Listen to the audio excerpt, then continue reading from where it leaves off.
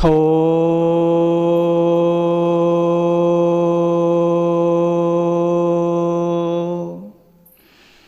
హో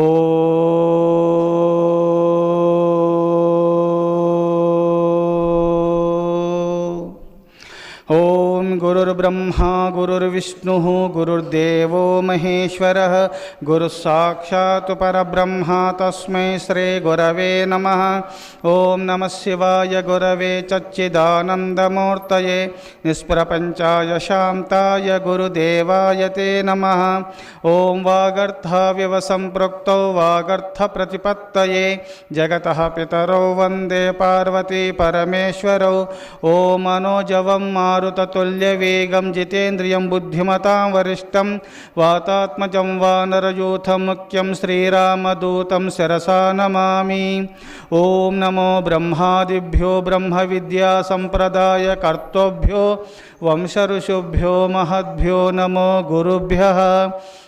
ఓం సహనా భవతు సహనో భునక్తు సహ వీర్యం కరవావహై తేజస్వినావధీతమస్తు మా విద్విషావహై. ఓం శాంతి శాంతి శాంతి. ఓం కాకకృష్ణ పికకృష్ణ కో భేద పికకాకయోః వసంతకాలే సంప్రాప్తే కాకకాక పికపికః. కోకిల పిల్ల కాకి పిల్ల ఈ రెండు ఒకే విధంగా ఉంటాయి. వసంతకాలం సంప్రాప్తించినప్పుడు దాని స్వరము కోకిల స్వరము మారుతున్నది. అది కుహు కుహు అని అరుస్తుంది. కాకి పిల్ల కావు కావు అని అరుస్తుంది. అట్నే రూపమును గ్రహించలేము. కోకిల పిల్ల కాకి పిల్ల ఒకే విధంగా ఉంటుంది. స్వరాన్ని బట్టి ఇట్లా గుర్తుపెట్టినట్టుగా మానవులలో జ్ఞాని అజ్ఞాని ఒకే విధంగా ఉంటారు. అజ్ఞాని అజ్ఞాన మార్గంలో పోతుంటే గ్రహిస్తారు. సుజ్ఞాని సన్మార్గ ప్రవర్తకుడై సశ్చింతనుడై సర్వేశ్వర ధ్యానం చేయుచుండగా ఈయన భక్తుడు, ఈయన ముక్తి పొందుతాడు. ఆ అజ్ఞాన మార్గంలో పోయిన నరకాన్ని పొందుతారని గ్రహించగలుగుతారు మానవులు. అందుకోసం మీరు ఎప్పుడు కూడా సన్మార్గ ప్రవర్తకులై ఉన్నందువల్ల సర్వేశ్వరుని కృపను పొంది తరించగలుగుతారు. అందుకోసమే కాకకృష్ణ పికకృష్ణ కో భేద పికకాకయోః వసంతకాలే సంప్రాప్తే కాకకాకః పికపికః. కోకిల పిల్ల కాకి పిల్ల ఒకే విధంగా ఉంటాయి. కాకి సంతానంలో కాకి గూడు పెట్టినప్పుడు కాకి గుడ్లు పెట్టినప్పుడు కోకిల కాకి లేనప్పుడు వెళ్ళి కోకిల కాకి గూట్లో గుడ్లు పెడుతుంది. అది కాకే సంతానమును తీస్తుంది. కోకిల గుడ్డు కాకి గుడ్లు ఒకే విధంగా ఉంటే ఏమి నేను పొరపాటున ఏమన్నా గుడ్డు ఎక్కువ పెట్టినాను అనుకుంటుంది కాకి మతి భ్రమణ వల్ల. అది పిల్లలను తీస్తుంది. కాకి పిల్లలు కోకిల పిల్ల ఒకే విధంగా ఉంటాయి. నా బిడ్డలే అని అనుకుంటుంది.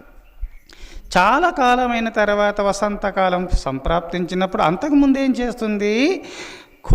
కాకి స్వభావం ఏంటంటే చెడు ఆహారము తింటుంది, శాకాహారము తింటుంది, మాంసాహారమును తింటుంది. అది రకరకాలు తింటుంది అన్నమాట. రకరకాలమైన ఆహారములు తెచ్చి పెడుతుంది. ఇక్కడ మా అమ్మనే కదా అని తింటుంది. కోకిల పిల్ల తింటుంది, కాకి పిల్ల తింటుంటాయి అవి ఆహారములు మార్చి. మరి అవి ఆహారము తినుచుండగా మా అమ్మనే నాకు తెచ్చిపెట్టుతుంది అనుకుంటుంది. అప్పుడు తెలియదు. కానీ వసంతకాలం సంప్రాప్తించినప్పుడు దాని జీవితము పరిపక్వ స్థితికి వచ్చినప్పుడు ఎక్కడనో ఒక చోట ఆ కోకిల అరుస్తుంది. కూహు కూహు అని కూత కూయుచుండగా ఈ కోకిల పిల్లకు ఆనందం కలుగుతుంది. అబ్బా, ఆ అరుపు ఎంత అరుపు బాగుంది, నేను కూడా ఆ అరుపులాగా అరుస్తే బాగుంటుంది కదా అని ఈ కాకి గూట్లో ఉన్నటువంటి కోకిల పిల్ల, కాకి సంతానంగా అనుకున్నటువంటి కోకిల పిల్ల అప్పుడు ఏమంటుందంటే కూహు కూహు అని కూయగానే కాకి కోపం వస్తుంది. నా బిడ్డవయ్యుండి నా అరుపులు అరవాలా, నువ్వు కోకిల అరుపులు అరుస్తావని అది పొడుస్తుంది. అంటే నా బిడ్డ ఆ చిన్న బిడ్డ అనుకుంటుంది. మా అమ్మ అయితే నన్ను కొట్టుతుందా? ఏదో నేను అరిచినంత మాత్రమున నన్ను పొడవవచ్చునా, నన్ను హింసించవచ్చునా? అరుపు బాగుందని అరిచిన అంత మాత్రం నన్ను పొడవచ్చునా? ఈమె నా అమ్మ కాదు, నా అమ్మ అయితే నన్ను బాధిస్తుందా అని అది నిర్ధారణ చేసుకొని నేరుగా కోకిల దగ్గరికి వెళ్ళిపోతుంది. అప్పుడు నా బిడ్డ అమ్మ, నేనే గుడ్డు పెట్టినాను, అది తీసింది నా సంతానం అని చెప్పుకుంటుంది కోకిల పిల్లకు. చూశారా? అగ్ని జీవుడు ప్రారబ్ధ వశాత్తు వల్ల, ప్రారబ్ధ కర్మ వల్ల ఎట్లా మనము పూర్వీకులు మధుమాంసాలు తింటున్నారు, వాళ్ళ ప్రవర్తన కలిగి ఉన్నప్పుడు మధుమాంసాలు తినుతున్నటువంటి కుటుంబంలోనే పరమభక్తులు జన్మిస్తూ ఉన్నారు. దీనికి కారణం ఏంటంటే భగవద్గీతలో కృష్ణ పరమాత్మను ప్రశ్నిస్తాడు అర్జునుడు. కృష్ణ, ఈ జన్మలో పరమాత్మ చింతన చేస్తూ మాయలో మునిగి నిన్ను మర్చిపోయిన వాళ్ళ గతి ఏమవుతుంది అని ప్రశ్నిస్తాడు.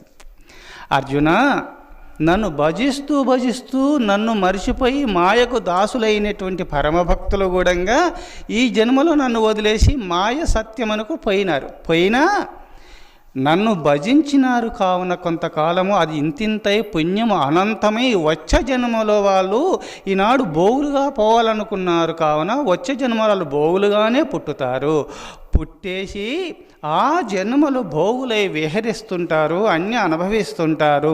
కావున ఈ జన్మలో నన్ను భజించిన పుణ్యం ఉంటుంది. కావున సత్కథలు విన్నప్పుడు, సత్పురుషుల దర్శనం చేసుకున్నప్పుడు, పుణ్య ప్రదేశాలకు పోయినప్పుడు పూర్వజన్మ పుణ్యము వెంటాడుతూ ఈ పాపరాశుల నిర్మూలన తొలగించి అలా హృదయం పవిత్రమై ఇచ్చి ఈ పాపము నాకొద్దని చెప్పి వెంటనే పుణ్యపురుషులను ఆశ్రయించి ఆ జన్మలో ముక్తాత్ముడైపోతాడు నా భక్తుడు. ప్రాప్య పుణ్యకృతాన్ లోకాః నుషిత్వా శాశ్వతి సమాః శుచీనాం శ్రీమతంగేహే యోగ భ్రష్టో విజాయతే. అర్జున, ఈ జన్మలో నన్ను భజిస్తూ మహేశ్వరుని మరిచిపోయి మాయకు దాసులై భగవచ్చింతన చేయకుండా ప్రకృతి సత్యమని నమ్ముకొని మాయలో మునిగిపోయినటువంటి వారి గతి ఏమవుతుందనగా, ఈ జన్మలో నన్ను భజిస్తూ మరిచిపోయిన వాళ్ళు వచ్చే జన్మలో వాళ్ళు అక్కడ అన్ని అనుకూలం ఉంటుంది. ఆ పరమేశ్వరుని భజించినప్పటికైనా కొంతకాలం మాయలో ఉండి ఈ జన్మలో చేసుకున్న పుణ్య ప్రభావం వల్ల వచ్చే జన్మలో పరమభక్తులై ఆ జన్మలో తరిస్తారు అర్జున అని ఉపదేశం చేస్తాడు. మరి ఈనాడు అథవా యోగినామేవా కులే భవతి ధీమతాం ఏతద్ది దుర్లభతరం లోకే జన్మజదీదృశం.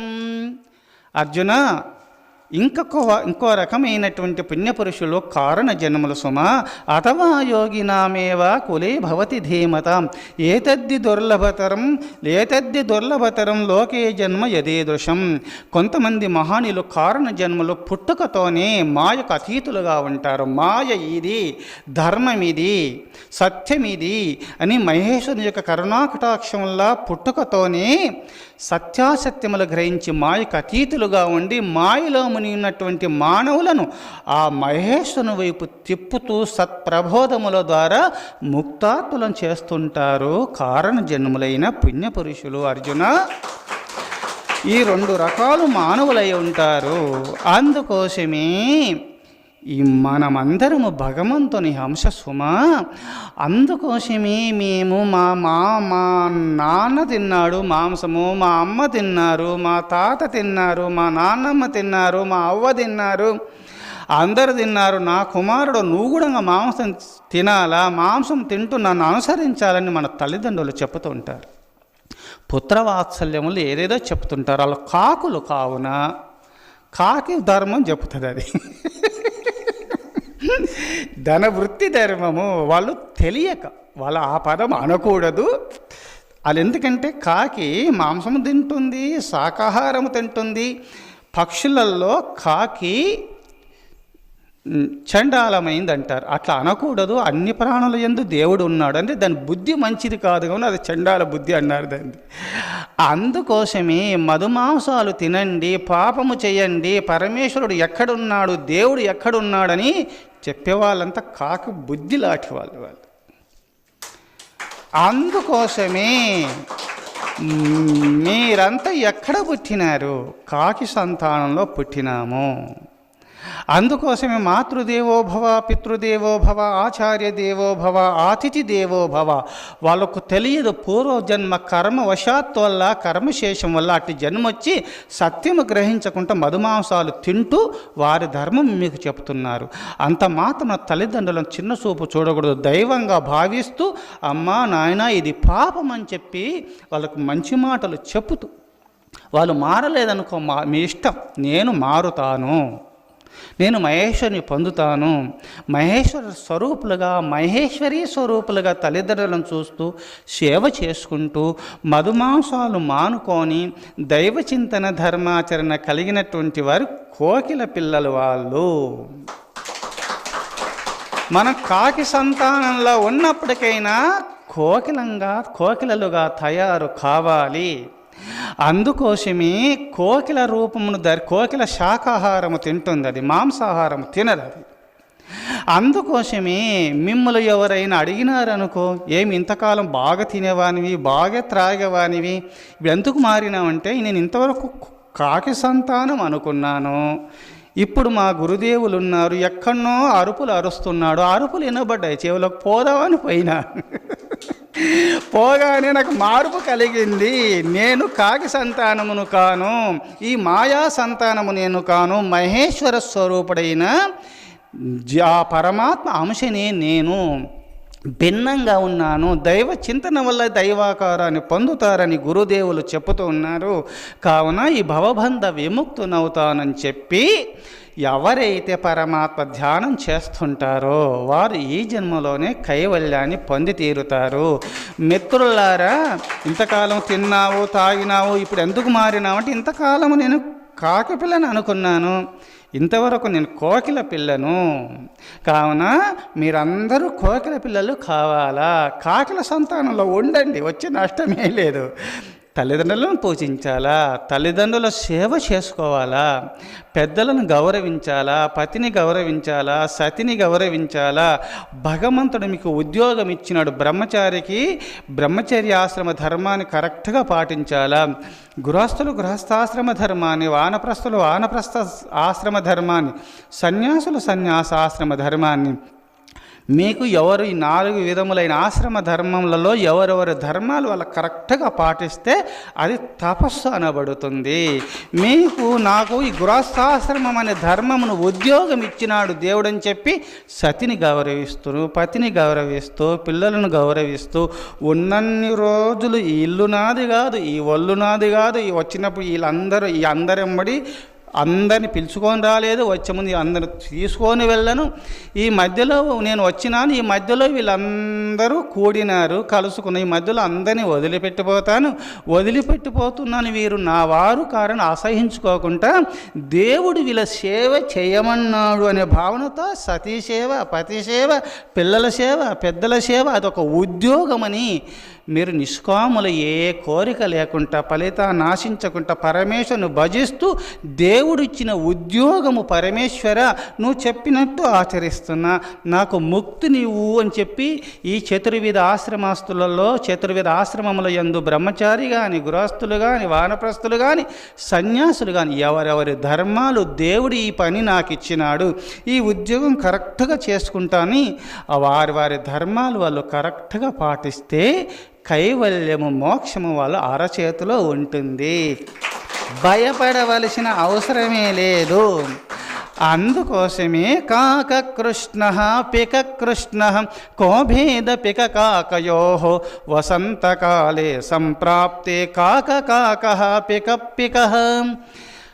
కాకి కోకిలని అవుతుంది సుమా. అందుకోసమే మీరందరూ కూడా పరమాత్మ చింతన చేస్తూ మీరు దుష్కర్మలన్నీ కూడా వదులుకొని సత్కర్మలు ఆచరిస్తూ సర్వేశ్వర చింతన చేస్తూ ఎప్పుడు తైలధార వలె పరమాత్మ చింతన ఎవరు చేస్తూ ఉంటారో, ఎప్పుడు దైవ కర్మేంద్రముల ద్వారా మీరు పనులు చేస్తుండండి. అంతఃకరణమైన మనసు ద్వారా పరమేశ్వరుని భజిస్తూ ఉండండి. ఎప్పుడు పరమాత్మ చింతన చేస్తూ ఉండగా మీరు పరమాత్మ స్వరూపులైపోతారు. జీవుడు కైవల్యాన్ని పొందుతాడు. కీటకము భ్రమర రూపాన్ని పొందినట్టులా నీ కథలు చెవులలో సోకుట మొదలుగా పులకాంకురము మేను బుట్టునాడు నయమైన నీ దివ్యనామ కీర్తనలోన మగ్నుడై దేహంబు మరచునాడు. పాలంబుతో నేదు పాదయుగ్మమునకు ప్రేమతో దండమర్చించునాడు. ఆ పుండరీకాక్షహారమహరియంచు వేడ్కతో కేకలు వేయునాడు. చిత్తకమలంబునను నిన్ను చేర్చునాడు. నీదు లోకంబునందుండు నీరజాక్ష భూషణ వికాస శ్రీధర్మపుర నివాస దుష్ట సంహార నరసింహ దురిత దూర. ఆ భగవంతుని నీ కథల చెవులలో సోకుట మొదలుగా పులకాంకురము మేను బుట్టునాడు. ఆ భగవంతుని నామ సంకీర్తన చేయిచుండగా, గానము చేయిచుండగా, కథలు వినుచుండగా ఈ రోమాంచితము రోమములు ఎప్పుడు నిక్కపొడుచుకుంటాయో ఆనంద పారవశ్యంలో మునుగుతూ గద్గద స్వరముతో ఆ కన్నులెమ్మడి ధారాధారములు నీరు కారుతూ ఉంటాయో అప్పుడు ఈ జీవుడు ఇక పుట్టడు, కైవల్యము సిద్ధించినట్టే, భగవంతుడు మోక్షమున సర్టిఫికెట్ వాళ్ళకి ఇచ్చినట్టే అని శాస్త్రం చెబుతుంది.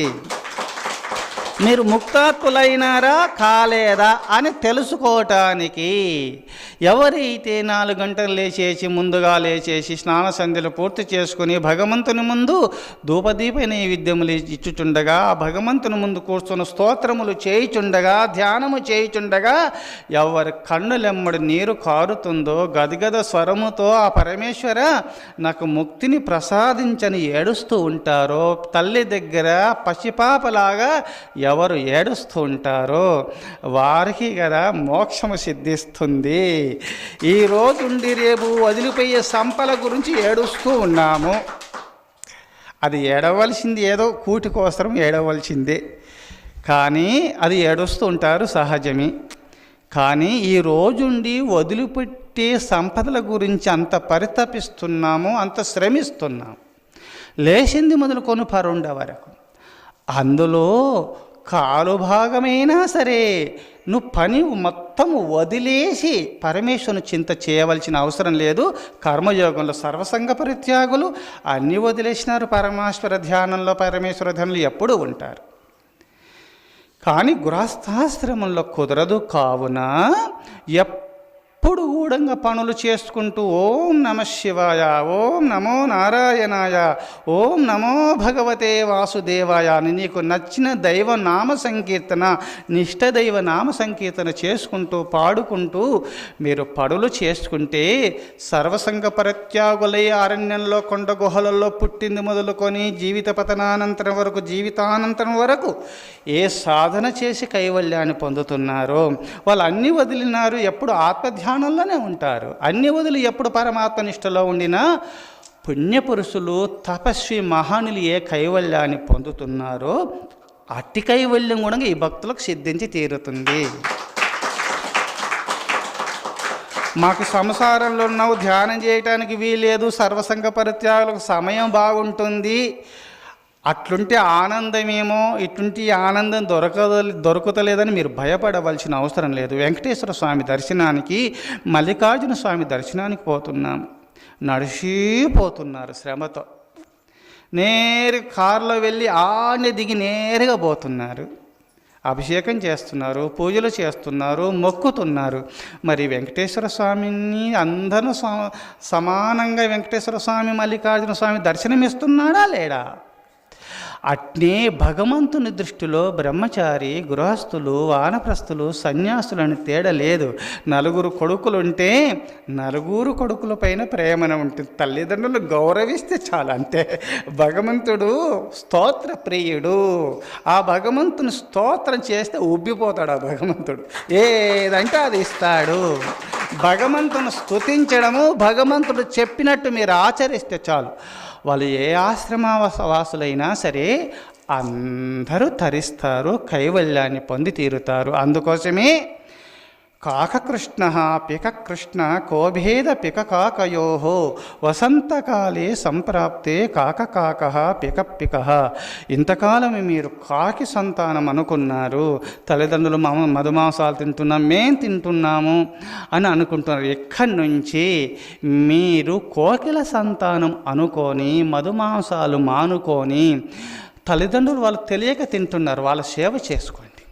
మేము తినము, త్రాగము, మాకు అవసరం లేదు తల్లి తండ్రిని వాళ్ళ సేవ చేస్తూ, వాళ్ళ పాదాలు ఒత్తుతూ, వాళ్ళ సేవ చేసుకుంటూ, గురుదేవులు చెప్పినట్టు ఆచరిస్తూ, గురుదేవులు చెప్పిన మంత్రాన్ని జపము చేసుకుంటూ మీరందరూ తరించాలని కోరుతూ ఓం తత్సత్.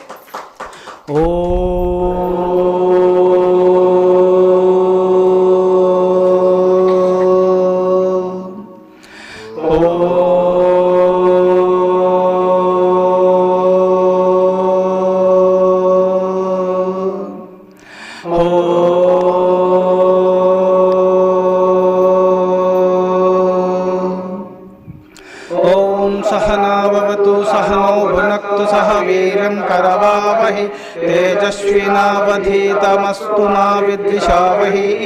ॐ शान्तिः शान्तिः शान्तिः। शम्भो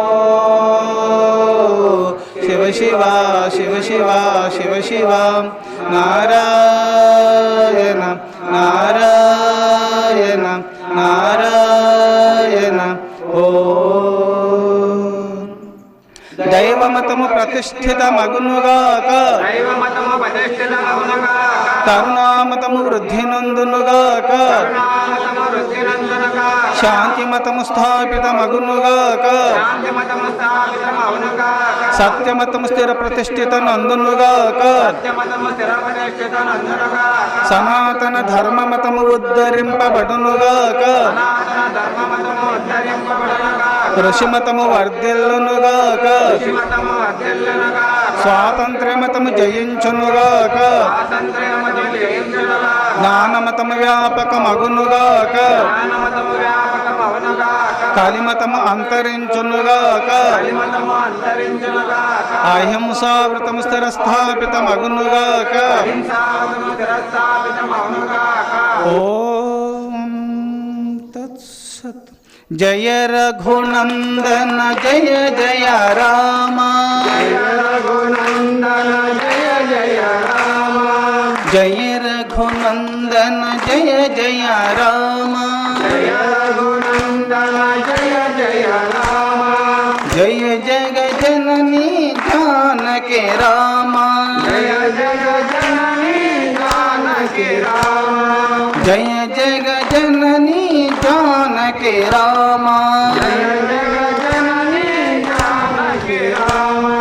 నవ నవ కోమల మేఘ శ్యామ, నవ కోమల మేఘ శ్యామ, నవ నవ కోమల మేఘ శ్యామ, భవహరణ భద్రాచల రామ, భవహరణ భద్రాచల రామ, జయ రఘునందన జయ జయ రామ, జయ రఘునందన జయ జయ రామ, జయ జగ జనని జానకి రామ, నవ నవ కోమల మేఘ శ్యామ, నవ నవ కోమల మేఘ శ్యామ,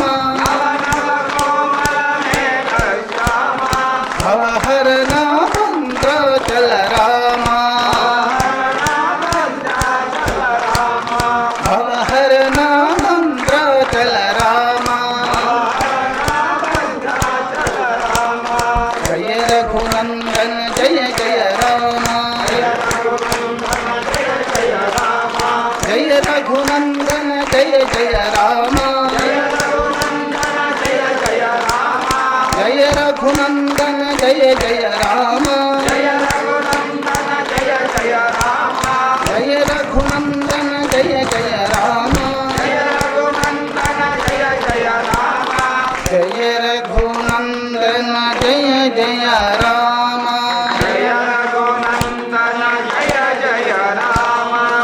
జై భక్తవత్సల భగవాన్ की జై జగన్మాతా की జై హర హర మహాదేవ శంభో ఓం బ్రహ్మచారి మహర్షి సద్గురు శ్రీ శ్రీ శ్రీ ప్రేమానంద స్వాముల వారికి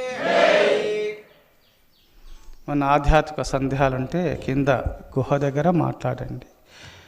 ఆధ్యాత్మిక తపో గుహ దగ్గర ఆధ్యాత్మిక విషయాలుంటే మీ సందేహ నివృత్తి చేసుకొనవచ్చును. ఓం నమః శివాయ.